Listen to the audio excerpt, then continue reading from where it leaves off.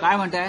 दिल्लीमध्ये आता निवडणुका होणार आहे. त्या अगोदर राजकुमार यांनी वक्तव्य केले की ईव्हीएममध्ये कुठलेही तफावत नाही. मात्र अमेरिका म्हणताय की ईव्हीएममध्ये घोटाळा आहे. अमेरिका कशाला? सारं जग म्हणताय ईव्हीएम मध्ये घोटाळा आहे. जर या राज्याचा निवडणूक आयोग असं म्हणत असेल की ईव्हीएम मध्ये घोटाळा नाही, याचा अर्थ असा आहे की या भारताच्या निवडणूक आयोगात घोटाळा आहे. या भारताच्या निवडणूक आयोगात घोटाळा आहे.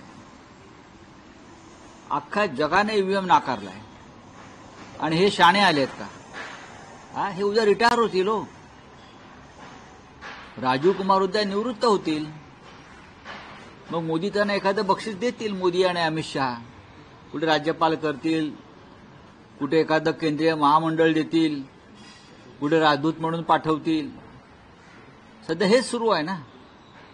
सुप्रीम कोर्ट, हायकोर्टचे न्यायाधीश, घटनात्मक पदावरील व्यक्ती यांच्याकडनं हवी ती कामं करून घ्यायची आणि मग त्यांना त्या बदल्यात निवृत्तीनंतर बक्षिसं द्यायची. महाराष्ट्रामध्ये